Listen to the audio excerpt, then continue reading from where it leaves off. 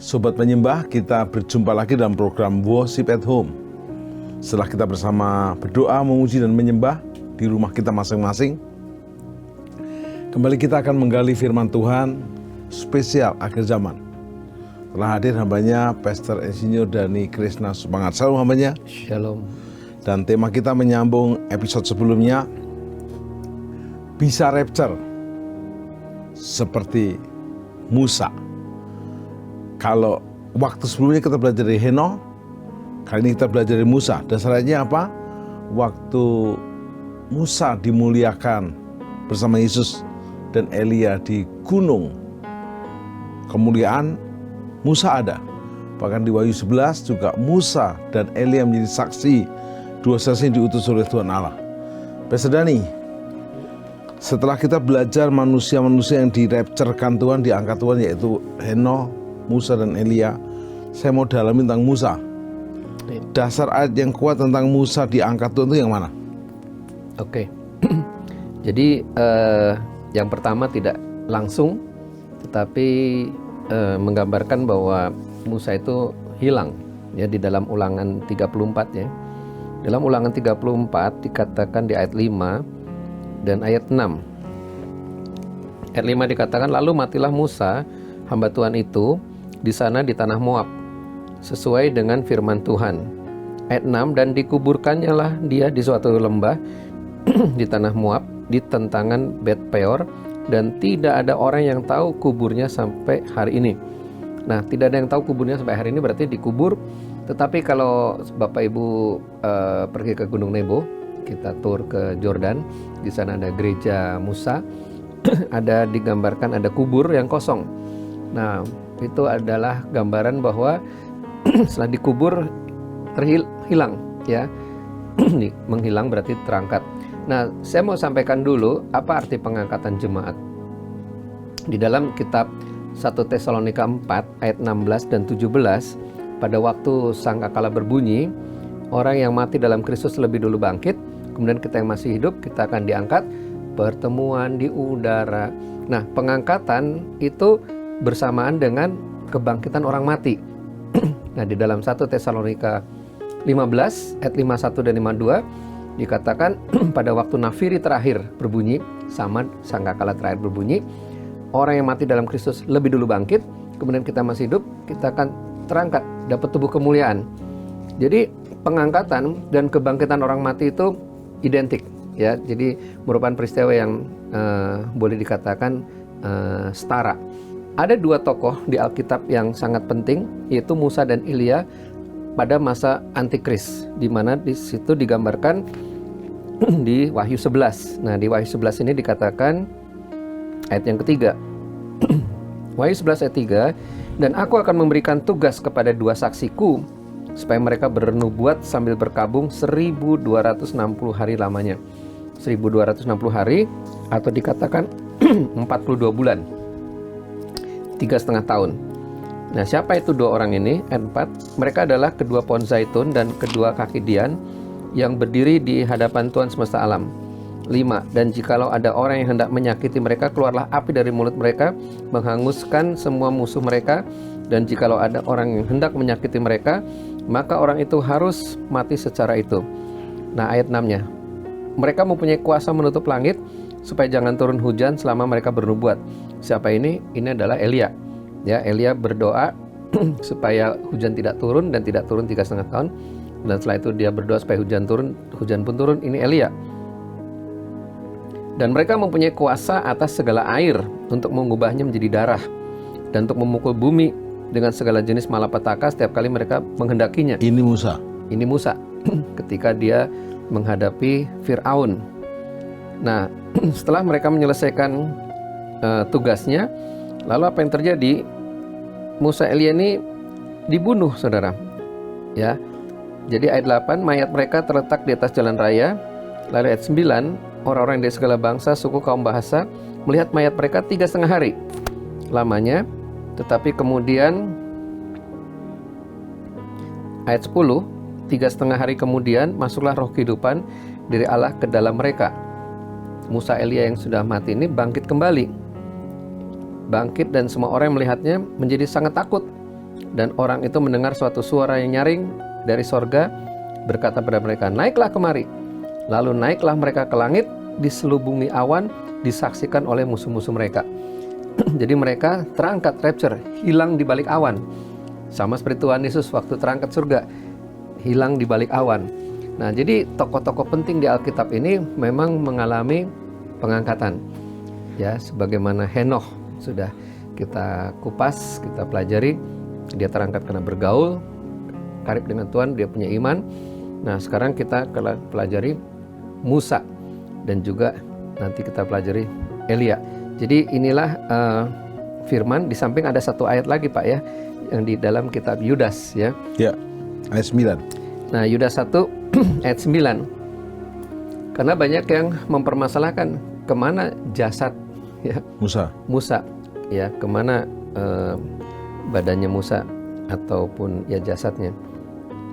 Yudas 1 ayat 9. Tetapi penghulu malaikat Mikael ketika dalam suatu perselisihan bertengkar dengan iblis mengenai mayat Musa, tidak berani menghakimi iblis itu dengan kata-kata hujatan, tetapi berkata, kiranya Tuhan menghardik engkau. Nah, poinnya di sini adalah bahwa mereka saja ada perselisihan, ya, tetapi mau menekankan bahwa sebetulnya mayat Musa ini sudah diangkat oleh Tuhan ya, dapat tubuh kemuliaan. Ya. Ada yang mencatat bahwa Tuhan sendirilah yang menguburkan Musa. Oke. Jadi yang berurusan adalah Tuhan sendiri dengan malaikatnya tentunya. Ya. Ini keren banget. Jadi memang dikatakan ini adalah sesuatu yang tidak lazim. Ya. Ya. Kematian Musa adalah sesuatu yang spesial, tidak lazim. Inilah karena jabatan sebagai nabi, tapi juga nabi yang spesial, nabi yang menerima Taurat. Kalau Elia, nabi yang mendemonstrasikan kuasa Tuhan. Nah, dan Musa lah yang bertemu muka dengan muka. Ya, jadi sama kita mau belajar gimana Pak syarat diangkat, bergaul intim dengan Tuhan, bertemu muka dengan muka, tenggelam di dalam kasih-Mu Bapa. Nah, Musa ini menerima hukum Taurat di Gunung Horeb, puncak Horeb di Gunung Sinai, dan dia mengalami perjumpaan dengan Tuhan, dan di sanalah mengalami kemuliaan, sehingga pada waktu Musa turun dan semua orang Israel melihat wajah Musa, Silo men, ya ada kemuliaan Tuhan, kulihat di wajahmu kemuliaan Raja. Nah, itulah ciri orang Kristen ketika perjumpaan dengan Tuhan, ada kemuliaan Tuhan. Nah, itulah yang akan diangkat Pak. Baik, Pastor Dhani, sekarang kita mengerucut kepada bagaimana kita bisa rapture seperti Musa. Ya. Tentu Musa memang tidak sempurna, tapi cukup keren untuk dipelajari. Musa artinya diangkat dari air. Adakah yang kita pelajari dari arti nama Musa ini, Pastor Dhani? Ya, kalau bicara air ini bicara tentang air dan roh ya. Kita dibaptis air ya. Saya menangkapnya kalau kita lihat dari sisi airnya, ya kita mati dikubur bersama Kristus, keluar dari air bangkit bersama Kristus. Ciptaan baru, yang lama berlalu, yang baru datanglah. Ya, jadi Bapak Ibu Saudara, ada satu metodologi pendalaman Alkitab memahami kitab Wahyu sebagai kitab transformasi. Selama ini kalau baca Wahyu, aduh itu tentang kiamat, malapetaka, bencana, mengerikan. Takut Pak baca kitab Wahyu. Tapi kitab Wahyu juga bicara tentang kebangunan rohani, pemulihan di segala bidang. Nah, saya mau bagikan saudara bahwa kitab Wahyu ini adalah kebalikan kitab Kejadian. Di Kejadian keadaan memburuk semua ya. Tetapi di Wahyu mulai membaik ya, pengambil alihan. Jadi ini kurva zaman. Nah, Bapak Ibu silahkan boleh mengikuti seminar-seminar akhir zaman kami. Kita ada 3 modul. Modul A adalah kronologi akhir zaman, bicara tentang teologi, tentang peristiwa-peristiwa akhir zaman berdasarkan khotbah Yesus, tentang apa itu pengangkatan, tanda-tanda. Kemudian modul B itu tentang globalisasi, bangkitnya Babel, kekuatan antikris, sistem dunia yang ada. Tapi yang ketiga juga ada transformasi, kebangunan rohani, lawatan, sebagainya. Nah, bicara tentang Musa, ini bicara tentang penghakiman, tapi juga bisa bicara tentang lawatan. Karena kita lihat bagaimana Musa ini menggambarkan sejarah umat manusia dari perbudakan di Mesir. Kita diperbudak dengan dosa, ya, kemudian keluar dari Mesir. Bagaimana keluar dari perhambaan. Tiba-tiba ada laut, Teberau, Laut Merah, masuk ke bawah laut, itu gambaran baptisan, Pak. Jadi bicara air, masuk ke air, mati dikubur bersama Kristus, keluar dari air, bangkit bersama Kristus, beroleh hidup yang baru. Roma 6 ayat 3 dan 4. Tapi kemudian perjalanan terus sampai ke Mara. Mara ini bicara tentang yang pahit jadi manis. Nah, ini perjalanan orang Kristen. Setelah bertobat, ya kemudian dia dibaptis, kemudian pelayanan pelepasan, Pak. Dilepas dari yang pahit-pahit, luka-luka hati. Ya, saya kalau perjalanan ke Israel, napak tilas perjalanan bangsa Israel. Nah, selalu di sumur Mara itu yang pahit, di situ kita pemulihan hati, satu sama lain saling mendoakan, saling minta maaf dan sebagainya. Dan terjadi mujizat, Pak. Ya, ada yang kanker tiba-tiba sembuh di situ karena pahit, karena luka. Atau dia dapat sukacita, hati gembira adalah obat. Jadi yang marah, yang pahit jadi manis. Kemudian ini perjalanan orang Kristen naik terus maju ke Elim. Nah, di Elim ini terima mana surgawi. Mana surgawi ini bicara tentang firman Tuhan. Itu bicara pemuridan, Pak. Belajar Alkitab. Di Elim belajar firman Tuhan. Pemeliharaan Tuhan juga ada di situ. Perbaikan gizi, Pak. Bukan cuma makan roti, tapi ada burung puyuh. Makan daging juga. Tapi kemudian naik level terus sampai ke Rafidim. Nah, jadi orang Kristen nggak cukup cuma Tuhan memelihara, Tuhan mencukupkan kebutuhan. Jangan takut, aku besertamu, kata Tuhan. Oke, tapi kita harus naik level terus. Karena Tuhan juga, dia latihku berperang, pimpinku jadi pemenang. Jadi orang Kristen juga harus siap berperang. Iya.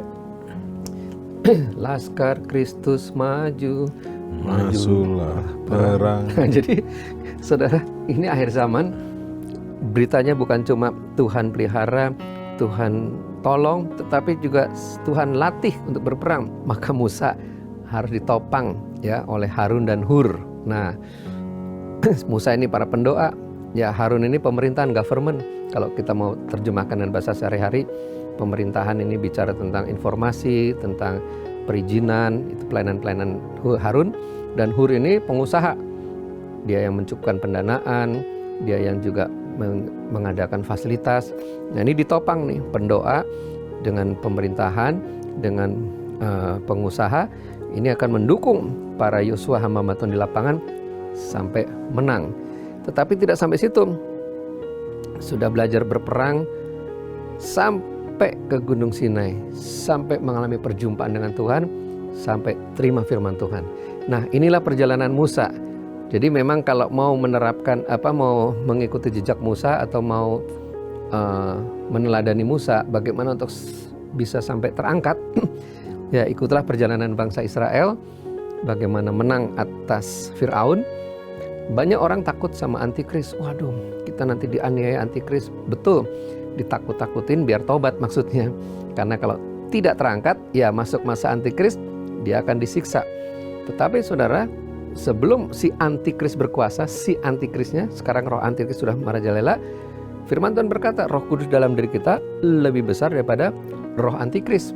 Jadi artinya sehebat-hebatnya antikris, Kristus masih lebih hebat. Ya, jadi sehebat-hebatnya antikristus, Kristus masih lebih hebat. Nah, jadi mengikuti teladan Musa, bagaimana dia juga akhirnya mendapatkan tubuh kemuliaan, mayatnya tidak dijumpai, artinya dapat tubuh kemuliaan, dia diangkat. Nah, ini kita ikutin jejak Musa. Kalau Henoh hanya bicara tentang bergaul, bangkit imannya, ada tatapan dua arah ya, bergaul ya, mengenal Tuhan dan dikenal Tuhan. Tapi kalau Musa ini ngikutin semua prosedur kekristenan, Mbak. Oke. Dan banyak bahkan perjalanannya Musa itu menjadi perjalanan rohani kita kan, betul, spiritual journey kita. Ya. Pastor Dani, umur Musa kan 120 tahun. Yes. Kalau saya boleh bagi 40 tahun dia di Mesir. Ya. Dia seperti berkata I am something, sehingga dia merasa gua pangeran nih. Terus dia lakukan sedikit kesalahan, lumayan membunuh orang Mesir, tujuannya betul tapi caranya salah. Dia ke Midian. Di Midian 40 tahun, lumayan. Dia berkata I am nothing. Akhirnya dia dipanggil Tuhan dengan semak duri yang menyala berkobar-kobar. Dia dipakai 40 tahun. Dia berkata God is everything. Keren. Nah, kalau saya boleh minta 5 hal dari Musa yang kita bisa aplikasikan ke hari-hari ini, 5 aja. Mungkin kalau kita bagi menjadi 55 poin ada, tapi terlalu banyak. 5 aja yang praktis bisa diteladani. Silakan Pak Dani. Ya, ngikutin perjalanan Musa ya. Pertama Musa tahu jati diri siapa dia. Tahu jati diri. Siapa dia? Nah, saudara, siapa kita ini? Ya, kita sudah dibeli lunas oleh darah Yesus. Yes. Kita adalah milik kerajaan surga. Sejak dalam kandungan Tuhan sudah mengenal kita. Engkau berharga di hadapanku, maka aku memberikan manusia sebagai ganti nyawamu. Yesaya 43 ayat 4. Jadi yang pertama itu sadar siapa diri kita. Ya. Jadi kita ini sudah ditebus oleh darah Yesus. Dan kita ini sudah, itulah hukum kasih karunia. Itu yang membuat Musa berani dari padang Midian kembali ke Mesir ya? Ya. Membawa umat Allah. Wow. Bahkan waktu dia berani membunuh itu pun karena dia tahu jati diri. Dia tahu saya orang Ibrani, walaupun tidak dijelaskan ya. Karena dia kan lihat ada orang Ibrani yang disiksa, Ya. kemudian dia membunuh orang Mesir itu.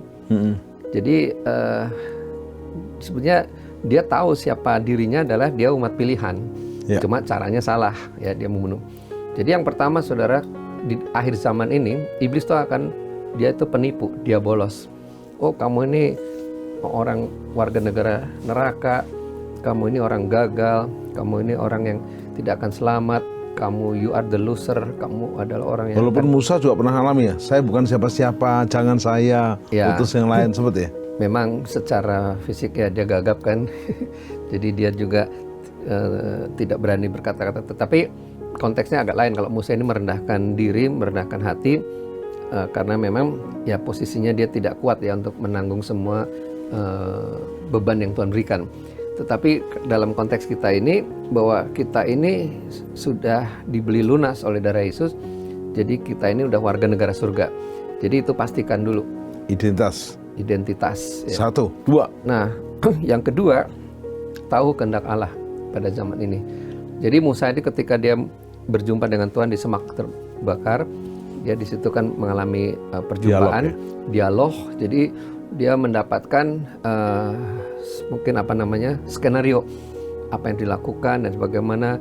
Kembalilah ke Firaun dan dia minta tanda. Ya, Tuhan bilang ada tongkat dilempar jadi ular, pegang lagi jadi tongkat lagi, jadi ada wibawa, ada otoritas. Yes. Nah, firman Tuhan berkata juga kita diberi otoritas.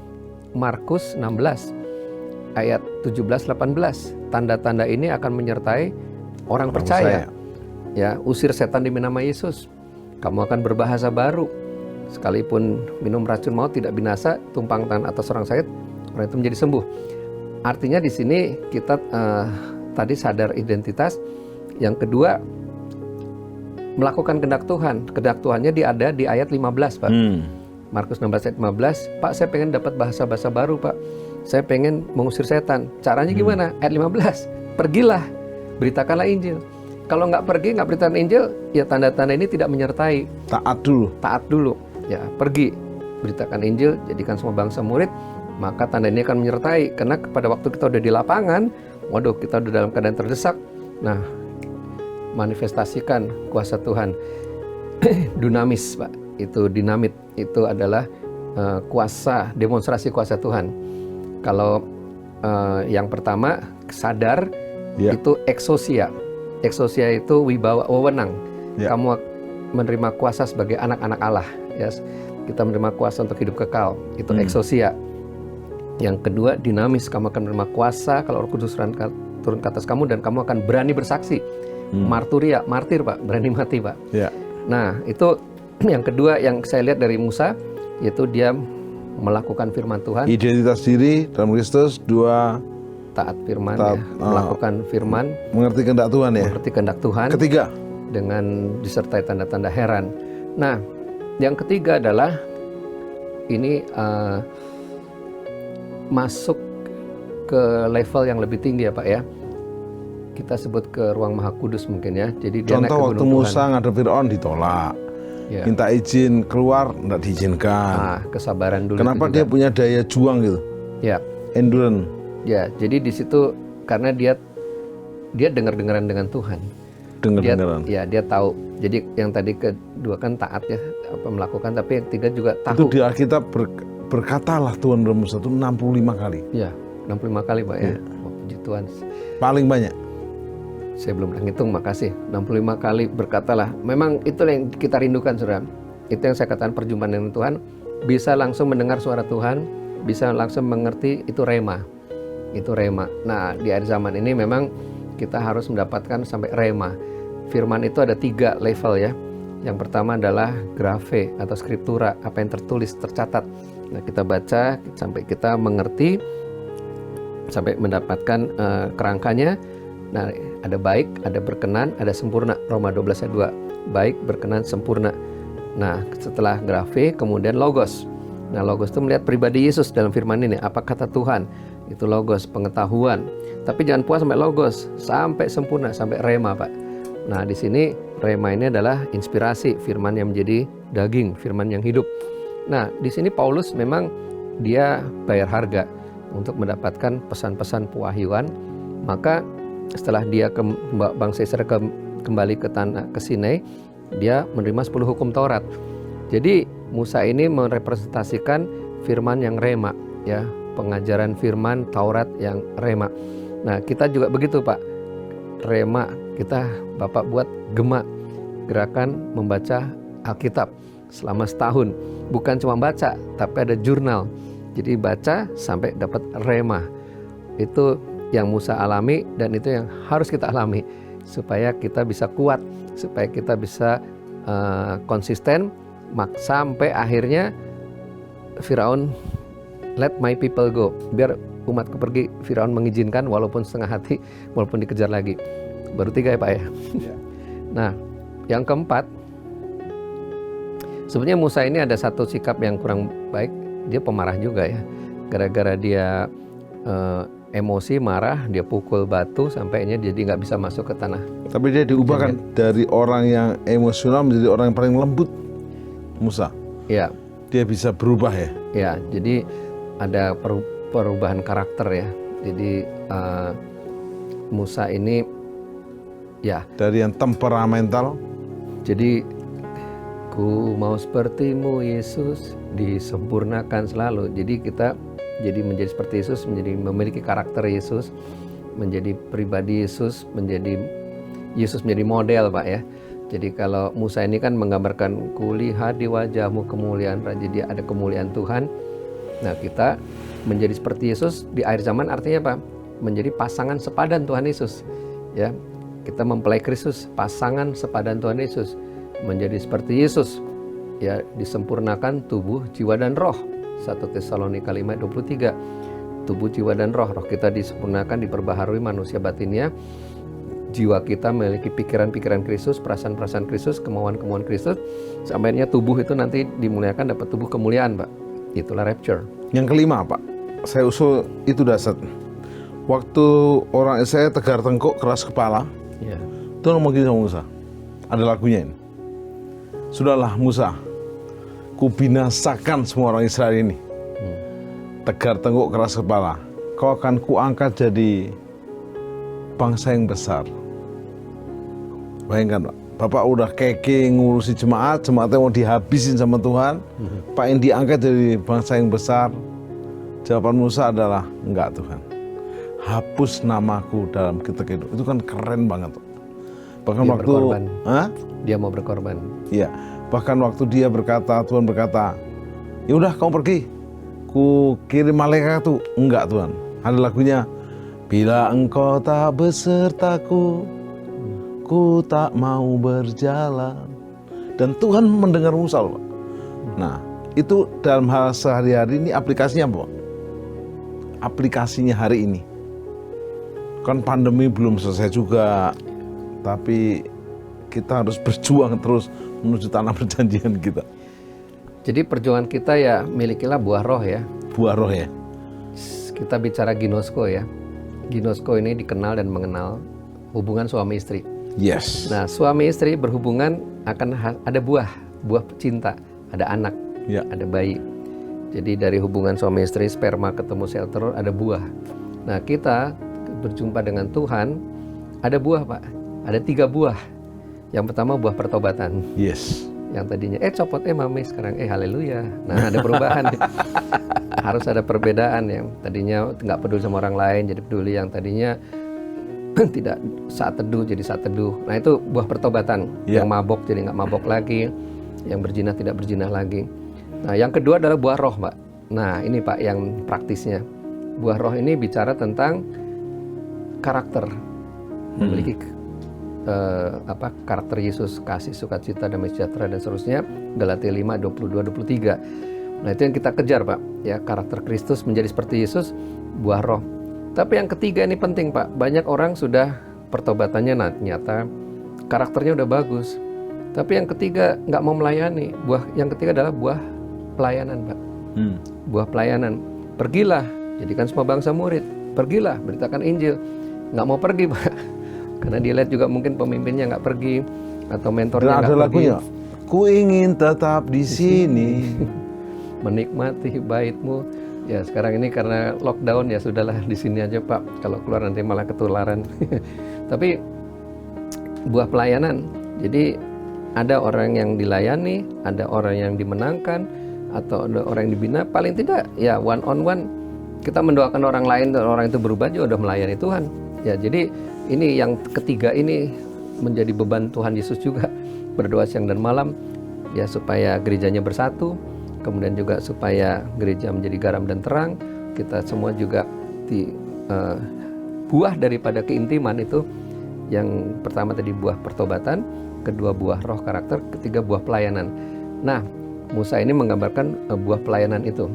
Jadi walaupun dia harus keliling lagi 40 tahun ya, karena dari 12 pengintai 10 bersungut-sungut. Padahal mereka sudah lihat benar Musa ini tanah perjanjian, nih buktinya nih, ada anggur, ada semua, tapi nah ada kata tapi nih ya, tapi banyak raksasa, kotanya berkubu. Nah, karena lihat negatifnya lebih besar, maka bersungut-sungut. Maka Tuhan berkata dalam Bilangan 13, Pak. Ya, mereka bersungut-sungut, maka Bilangan 13, Bilangan 14, 40 hari mereka mengintai, 1 hari 1 tahun, maka Tuhan berkata akan 40 tahun di padang gurun dihukum. Jadi muter lagi 40 tahun, Pak. Sampai yang umur 20 ke atas dibinasakan. Ya, jadi semua generasi Mesir dibinasakan, generasi yang negatif masuk generasi bukan dibinasakan, baru. Dibiarkan mati satu persatu. Dibiarkan mati normal ya, karena sudah umur juga, dan lahirlah generasi yang baru, generasi yang lahir di padang gurun. Kecuali Kaleb sama dan Yosua. Wow. Nah, powerful. Jadi itu itulah yang bisa kita teladani. Sekarang Pak Dri, saya tanya, saya mau kali umat awam. Ya, Musa kan memang nabi Tuhan, lahirnya, mukjizatnya. Kita ini siapa dibanding Musa? Kita memang pengen rapture juga seperti Musa, tapi kita dibanding Musa enggak sebanding, jauh banget. Jadi gimana perjuangannya? Silakan. Tuhan sudah memberikan 5 jawatan, Pak. Ya. Ada rasul, ada nabi, ada penginjil, gembala, pengajar, untuk melengkapi tubuh Kristus, untuk menjadi seperti Yesus, pasangan sepadan Tuhan Yesus. Jadi memang sebagai manusia siapa kita ini, tetapi juga kita ini adalah hamba Tuhan, ya, karena Tuhan yang mengangkat kita.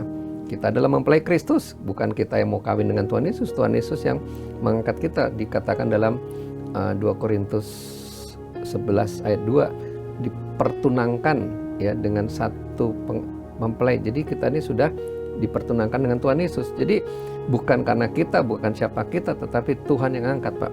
Nah, mungkin tidak seperti Musa, karena Musa Elia ini spesial. Di Alkitab juga sesuatu yang spesial. Tetapi kita bisa berfungsi sebagaimana panggilan masing-masing. Dan Tuhan mengenal kita mengenal Tuhan. Ya, dan di akhir zaman ini sebentar ada Roh Kudus tercurah lebih dahsyat dari sebelumnya, Pak. Kalau gereja mula-mula itu hujan rintik-rintik, tetapi di akhir zaman ini badai raksasa, hujan Roh Kudus, kita sebut Pentakosta ketiga, gelombang ketiga. Di seluruh dunia Roh Allah bekerja. Nah, ketika Roh Kudus bekerja, inilah tuaian terakhir, kebauan rohani yang luar biasa.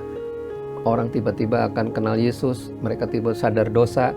Itu pernah terjadi pada waktu di Pentakosta kedua, dimulai dari Wales, tiba-tiba di jalan-jalan orang ingat Tuhan, mereka menjerit-jerit minta ampun di New Hebrides di Kanada, sampai puncaknya di Azusa Street di Los Angeles. Itu sudah dahsyat luar biasa abad yang lalu. Itu sekali KKR Billy Graham bisa 300.000 yang hadir. Tetapi masuk abad yang ini, tahun 2000 ke atas ini mulai udah bibit Pentakosta ketiga. Itu sudah Benny Hinn sekali KKR bisa 4 juta, 5 juta orang. Dan kita akan lihat tiba-tiba mau tidak mau semua anak-anak Tuhan yang tekun dengan Tuhan ya, artinya tetap di pokok anggur yang benar, Tuhan akan dorong, Tuhan akan pakai, kita semua akan menuai luar biasa. Jadi ini karya Tuhan, Pak.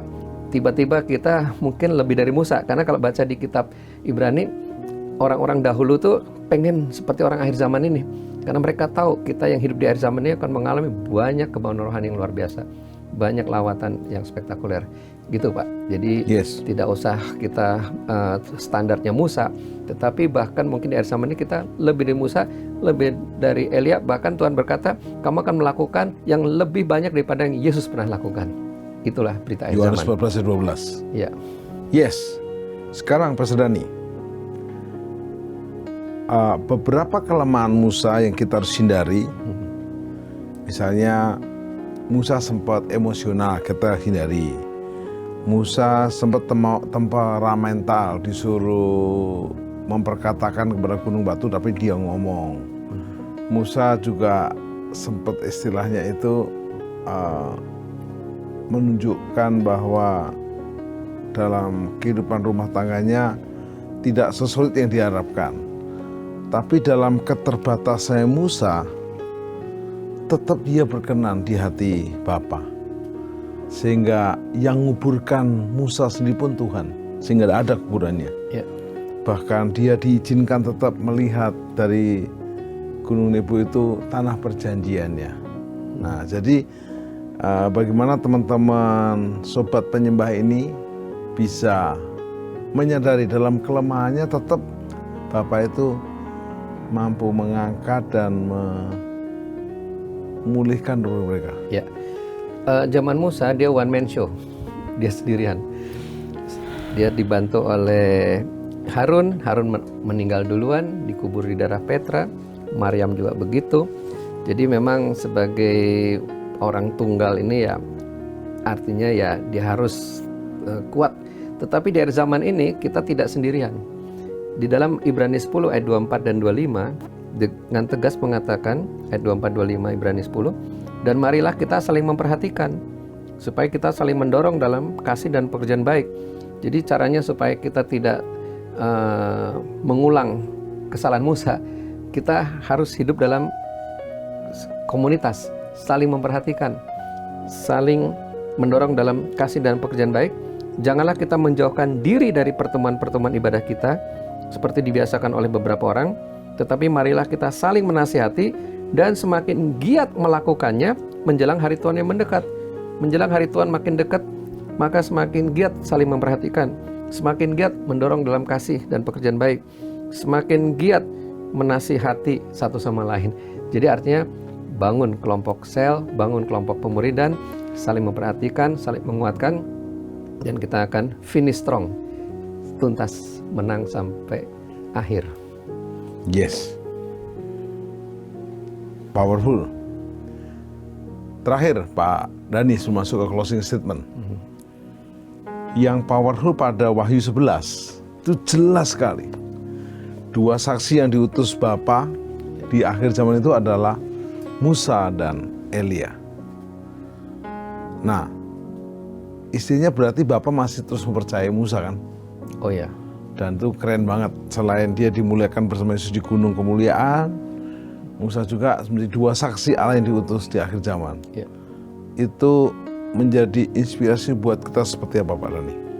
Ya, artinya Tuhan sudah memilih, dia akan meneruskan ya, jadi eternal, artinya kekal ya. Nah, tetapi buat kita juga figur Musa ini dia yang menerima hukum Taurat, dia yang melalui perjumpaan dengan Tuhan ya, kita ikuti teladan. Sekali lagi dari awal tadi kita udah belajar bahwa Musa ini tahu panggilan, tahu jati diri dia siapa. Kita juga tahu kita adalah orang Kristen, anak Tuhan yang sudah dibeli lunas oleh darah Yesus. Yang kedua, dia taat melakukan perintah Tuhan, walaupun harus sabar sampai berkali-kali Firaun tidak tidak melepaskan Israel keluar dari Mesir, tapi Musa tahu betul apa yang Tuhan mau. Nah, jadi dan Musa juga dia melakukan semua dia mulai perjumpaan dan banyak lagi ya yang dialami Musa. Maka kalau kita lihat Musa sampai akhirnya dia menjadi penutup. Nah, sebagai penutup ini Pak, jadi sekarang ini adalah masa gereja Pak. Ya. Masa gereja inilah gereja bertugas sampai terjadi rapture. Setelah masa gereja masuk masa Israel Pak. 7 tahun itu masa kesusahan Israel, di mana 3,5 tahun pertama Tuhan akan memakai 144.000 orang Yahudi untuk penginjilan seluruh dunia.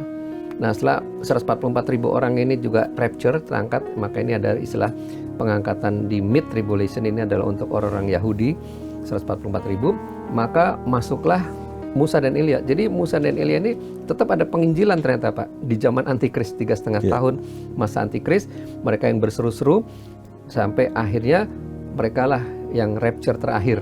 Ya, jadi mereka diangkat, dikatakan, disaksikan oleh musuh-musuh mereka, termasuk juga mereka-mereka yang mati syahid. Ini pengangkatan post tribulation. Nah, jadi yang menarik dari Musa yang bisa kita teladani yaitu bahwa ya dia menjadi pemimpin. Kita juga Tuhan akan angkat banyak anak-anak Tuhan jadi pemimpin di hari-hari ini. Tetapi juga sebagai Musa ini sampai tuntas ya menjalankan tugas, finish strong, walaupun tidak masuk ke tanah perjanjian, tetapi dia bisa menyelesaikan tugas sampai Gunung Nebo. Dan dia punya murid, dia muridnya melanjutkan yaitu Yosua.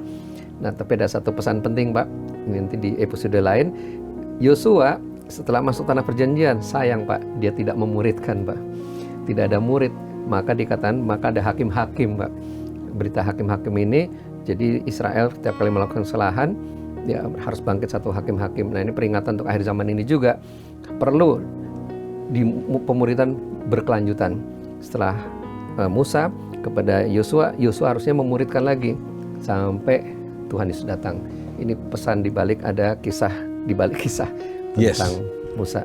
Jika ada sumur di ladang, kita menumpang mandi. Jika Yesus datang, episode kita sambung lagi. Amin. Sobat penyembah, perhatikan kata Musa dan Yosua. Musa begitu sakti dipakai Tuhan.